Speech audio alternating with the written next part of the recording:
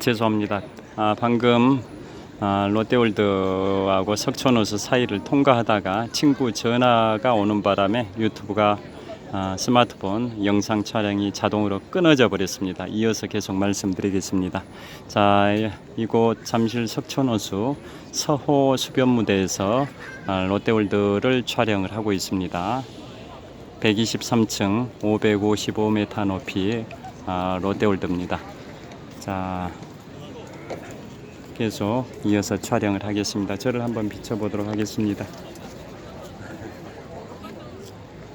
자, 잠실 석촌호수 서호 수변무대에서 롯데월드 타워를 촬영을 하고 있습니다.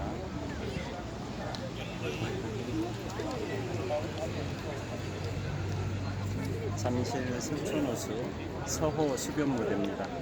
123층 555m 높이의 롯데월드 타워를 촬영하고 있습니다. 자,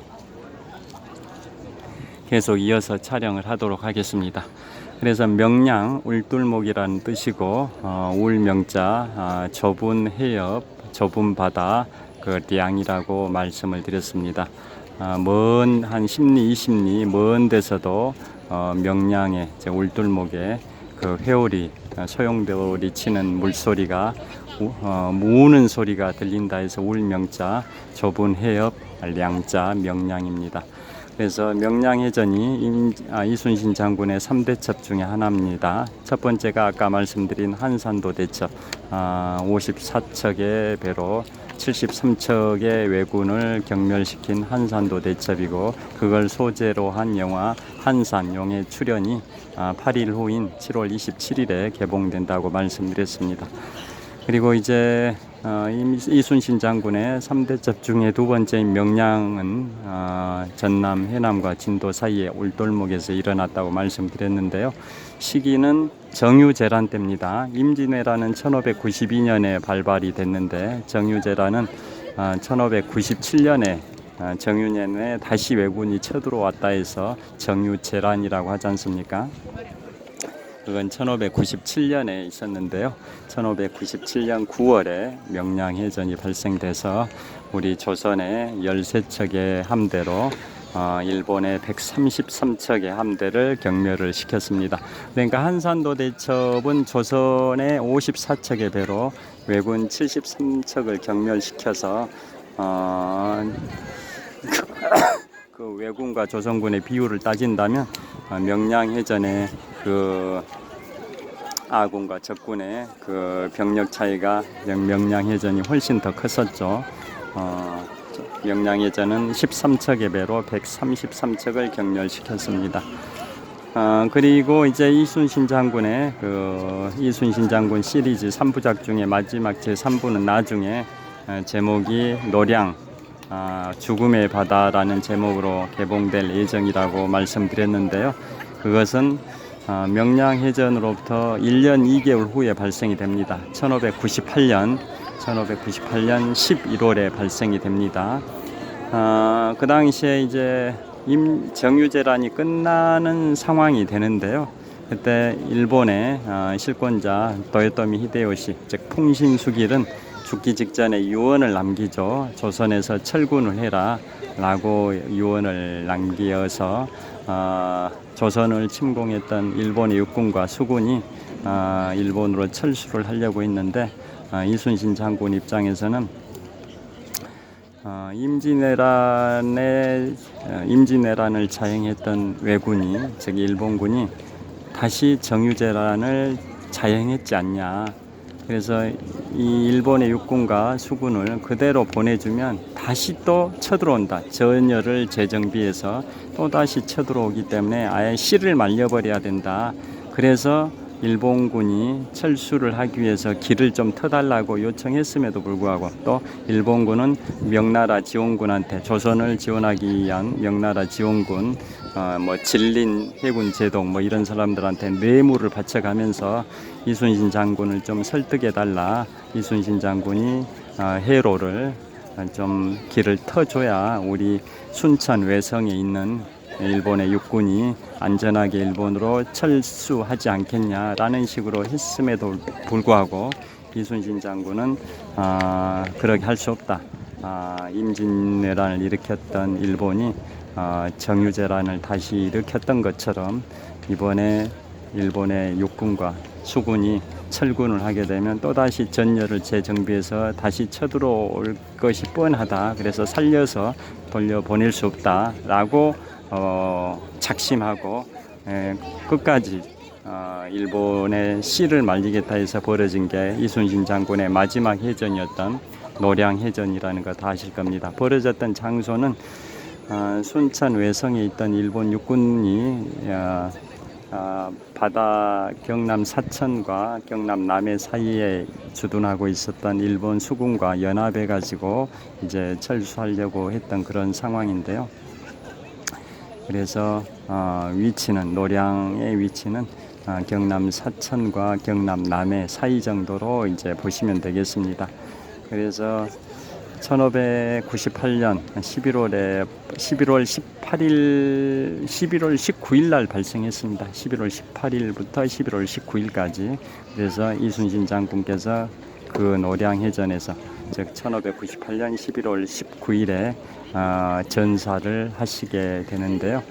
끝까지 이제 이순신 장군께서는 일본의 육군과 수군을 경멸시켜 버리겠다라는 그러한 큰 뜻을 갖고 전투에 임하셨었고, 그 다음에 아예 선조 임금 선조의 핍박과 시기 질투 모함의 그러한 악조건 속에서 전투에 참여를 하셨었지 않습니까? 그래서 이순신 장군은 임금과 갈등이 있으셨기 때문에 엄청난 번뇌와 고통 속에서 정말 고독하게 지휘관으로서 고독한 전투를 치르셨었는데요. 노량에서 아예 작심하고 나는 죽어도 좋다, 끝까지 나를 죽이고 나라를 살릴 수 있다면 얼마나 자랑스러운가 그런 취지의 생각도 하시면서 노량해전에 임하셨던 것 같습니다. 그래서 끝까지 이제 싸우시다가 일본군 왜군의 총탄을 맞으시고 이제 전사를 하셨었는데요. 마지막 멘트가 유명하죠. 지금 전투 상황이 아주 위태로운 상황이니까 나의 죽음을 병사들에게 알리지 마라, 이런 명언을 하시면서 전사를 하셨었습니다. 그리고 그 당시 일본군들은 남해의 관음포, 경남 남해도의 관음포 이쪽에서 노량해 이순신 장군의 그 함대에 쫓기면서 퇴각을 하다가 바다 쪽으로 생각하고 퇴각을 했는데 관음포라는 거기 육지 섬 지역으로 막다른 골목에 이르게 돼서 그때 또 일본군의 피해가 컸었고, 또 일부는 남해도라는 섬으로 상륙해 가지고 도주를 하다가 또 우리 조선군의 공격을 받아서 굉장히 크게 일본군 왜군은 대패했던 전투가 바로 노량해전이라는 거 다 아실 겁니다. 그래서 결국은 이제 노량해전까지 해서 이순신 장군께서 1598년 11월 19일에 전사하시면서 이순신 장군의 3대 첩이 종결이 됐고, 우리는 조선이 건국되고 딱 200년 만에 맞이했던 임진왜란에서 이순신 장군, 성웅 이순신, 충무공 이순신 장군처럼 위대한 인물이 안 계셨으면 조선은 멸망해 버렸을 수도 있을 텐데, 이순신 장군께서 바다를 지키셨기 때문에 조선은 계속 국가를 유지할 수 있었지 않을까라는 생각을 해볼 수 있을 것 같습니다. 그래서 우리 이순신 장군에 관하여는 일본 장수들도 격찬을 하죠. 자, 1909년 10월 26일 안중근 의사께서 만주 하얼부인에서 조선의 초대 통감 이토 히로부미 즉 2등 방문을 저격을 했고, 그로부터 딱 5개월 후인 1910년 3월 26일에 류순 감옥에서 처형당하셔서 순국을 하셨는데요. 그때 5개월 동안 안중근 의사를 취조했던 그 일본의 검사 있죠. 미조부치 검사, 미조부치 카카오 검사가 명언을 또 남겼습니다. 자기가 지금까지 만나본 사람 중에 안중근처럼 위대한 인물은 없었다라고 안중근 의사를 격찬을 했었습니다. 그러니까 일본의 이토 히로부미 2등 방문을 저격을 한 안중근 의사이셨기 때문에 우리 조선 대한민국 입장에서는 안중근 의사가 영웅이죠. 그에 반해서 일본 입장에서는 테러리스트로 생각을 할 거고, 또 테러리스트를 처단하기 위해서 재판을 하는 과정에서 검사는 그 일본 편일 텐데, 유죄 판결을 이끌어내는 게 검사의 역할이다 보니까 일본 편일 텐데도 그 일본의 미조부치 카카오 그 검사마저도 이 안중근 의사를 매우 칭찬할 정도로 내가 만나본 사람들 중에서 안중근처럼 위대한 사람을 본 적이 없다라고 칭찬을 했었다라는 일화를 알고 계실 겁니다. 그러면 우리 이순신 장군에 관하여는 어떤 격찬이 있었을까요? 그것도 일본의 해군 제독이. 자, 저를 한번 다시 촬영해 보겠습니다. 자, 이곳 잠실 서촌호수 서호 수변무대에서 롯데월드 타워를 촬영하고 있습니다. 123층 555m 높이의 롯데월드 타워를 촬영을 하고 있습니다. 자, 이순신 장군에 관하여 일본의 해군 제독이 어떤 칭찬을 했는지를 제가 설명을 해드리겠습니다. 자, 1904년부터 1905년까지 러일 전쟁이 일어났습니다. 러시아와 일본 간에 격돌했던 러일 전쟁에서 러일 전쟁의 하이라이트가 쓰시마 해전입니다. 즉 대마도 해전. 부산의 태종대에서 한 55km 정도 떨어져 있는 일본의 쓰시마 대마도라고 하죠. 그 쓰시마 앞바다에서 펼쳐졌던 쓰시마 해전이 러일 전쟁의 하이라이트였는데요. 일본의 그 당시 해군제도 도고 헤이하치로, 일본의 해군제독 도고 헤이하치로는 러시아의 발틱 함대를 경멸시켰습니다. 그래서 일본이 승리하고 러시아가 패배함으로써 이 동양의 주도권을 이제 일본이 거머쥐게 됐었던 계기가 됐던 게 1904년부터 1905년까지 있었던 러일 전쟁인데요. 그 여파로 우리 일본이 동양에서 주도권을 갖게 되다 보니까 우리는 1905년에 을사늑약이 체결되는 그러한 수모 치욕을 당하게 됐고, 1910년에는 한일 강제 병합이라는 그러한 아픈 역사를 갖게 된 거죠.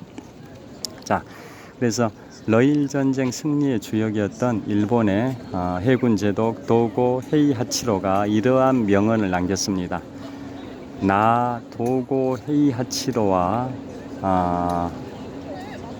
세계 3대 해전의 승리의 주역이었던 세계 3대 해전 중에 다시 말씀드리겠습니다. 나 도고 헤이하치로와 세계 3대 해전 중에 하나인 트라팔카르 해전의 승리의 주역인 영국의 해군제독 넬슨을 비교하는 것은 용납할 수 있다. 그러나 나 도고 헤이하치로와 조선의 해군제독 이순신을 비교하는 것은 용납할 수 없다. 그건 무슨 뜻이냐? 트라팔카르 해전, 즉 1805년 10월 21일에 발생했던 트라팔카르 해전에서 영국의 넬슨 제독은 영국 국왕의 전폭적인 지지와 응원하에 출전을 했었다. 그리고 러일 전쟁의 승리의 주역인 일본의 해군 제독 도고 하이헤치로도 국왕의 전폭적인 지지와 응원하에 출전을 해서 승리를 했다. 그러나 조선의 해군 제독 이순신 제독은 일본군을 상대로 싸움에 있어서 조선의 국왕 선조의 시기와 질투, 모함을 받는 그러한 최악의 조건 속에 출전하여 승리를 하였다. 왜 그랬었을까요? 조선의 선조는 임진왜란이 발발하고 일본군이 부산에 상륙하고 나서 15일 만에 한양이 점령이 돼버렸었지 않습니까? 한양이 점령되기 전에 조선의 임금 선조는 경복궁을 탈출해서 임진강을 건너서 평양 거쳐서 의주까지 도주를 피신을 했지 않습니까? 그래서 아예 중국 땅으로 망명할 생각까지 했었는데 이순신 장군의 정치적 그 후원자였던 서해 유성룡 선생께서 선조한테 충언을 했죠. 전하께서 한양을 버리고 임진강을 건너서 평양 거쳐서 이곳 의주까지 온 것만 하더라도 조선 백성 입장에서는 용납할 수 없을 텐데, 만약에 전하께서 조선 땅을 벗어나서 중국 땅인 만주 지역에 한 발이라도 발을 딛는다면 나중에 명나라가 조선을 구원하기 위해서 지원병을 보내서 조명연합군이 일본군을 상대로 승리한다 할지라도, 그래서 임금님께서 조선의 임금으로 다시 복귀한다 할지라도 조선의 백성들은 전하를 임금으로 생각하지 않을 것입니다. 그래서 절대로 중국 땅에 발을 디뎌서는 안 된다, 중국으로 망명해서는 안 된다 라고 충언을 해서 선조가 의주에서 더 이상 북진하지 않았다 라는 일화를 다 알고 계실 겁니다. 그래서 선조는 그렇게 백성을 버리고 도망가는 그러한 임금이라는 아주 비열한 임금으로 낙인이 찍혀 있었는데, 그에 반해서 23전 23승의 전승의 신화를 갖고 있는 충무공 이순신은 엄청나게 백성의 추앙, 지지를 받는 그런 상황이다 보니까 선조는 이순신에 대해서 시기와 질투, 모함, 모든 안 좋은 행동, 언행을 다 했었던 거죠. 그래서 일본의 러일제군의 승리주역 해군제독 도고 하이헤치로는 그런 얘기를 한 겁니다. 트라팔칼 해전에 영국의 승리의 주역인 넬슨 제독과 러일 전쟁의 일본의 승리의 주역인 도고 헤이하치로는 국왕과 국민의 전폭적인 지지와 응원하에 출전하여 승리를 하였는데, 조선의 이순신은 임진왜란 정유재란 때 일본군을 상대로 맞서 싸울 때 임금 선조의 시기와 질투, 모함이라는 최악의 조건 속에서 출전하여 승리를 했었다. 그래서 도고 헤이하치로와 영국의 넬슨 제독은 좋은 조건에서 출전했기 때문에 도고 하이헤치로와 영국의 넬슨 제독을 비교하는 것은 용납할 수 있으나 그에 반해서 아주 최악의 조건 속에서 출전했던 조선의 해군제독 이순신과 도고 헤이하치로를 비교하는 것은 용납하기 어렵다. 조선의 이순신 제독에 비하면, 해군의 장성을 제독이라고 하죠. 조선의 수군 이순신 제독에 비하면 도고 헤이하치로는 해군 수군 부사관에 불과하다라고 자신을 굉장히 겸손하게 평가할 정도로 이순신 장군을 상대적으로 높이 격찬했다라는 그러한 명언이 있습니다. 도고 헤이하치로는 조선의 이순신 제독에 비하면 나는 해군 비부사관에 불과하다라고 자신을 겸손하게 평가할 정도로 이순신 제독을 높이 평가했었다라는 게 있습니다. 그러니까 일본의 러일 전쟁의 승리의 주역이었던 도고 헤이하치로도 일본인인데도 조선의 이순신 제독을 그렇게 높이 평가할 정도로 우리 이순신 장군은 우리 민족의 영웅이자 나라를 구하신 정말 최고의 충신이셨다라고 생각하고요. 그래서 대한민국의 중심 서울의 중심 광화문에 세종대왕 동상과 함께 충무공 이순신, 성웅 이순신 장군의 동상이 같이 있다는 것은 굉장히 역사적 의미가 있는 것 같습니다. 자, 이상 지금까지 세계 3대 해전인 살라미스 해전, 칼레 해전, 트라팔카리 해전과 또 임진왜란의 3대첩인 한산도 대첩, 이순신 장군의 한산도 대첩, 권율 장군의 행주 대첩, 김시민 장군의 진주 대첩에 관하여 간단히 말씀드렸고요. 또 이순신 장군의 3대첩인 한산도 대첩, 명량 대첩, 노량 해전에 관하여도 말씀을 드렸습니다. 자, 그래서 이번에 8일 후인 7월 27일에 개봉되는 영화 한산 용의 출연에서는 박해일 배우께서 이순신 장군 역할을 하시는데요. 그 당시에 1592년 7월 8일에 한산도 대첩 당시에 이순신 장군의 연세는 40대 후반이었습니다. 그래서 박해일 배우께서 40대 후반에 이순신 장군 역할을 멋지게 하셨다고 평가되고 있습니다. 저도 꼭 개봉되면 그 영화 한산 용의 출연을 보고 싶습니다. 자, 이곳 잠실 석촌호수 서호 수변무대에서 롯데월드 타워를 배경으로 촬영을 하고 있습니다. 자, 마무리하겠습니다. 현재 시각은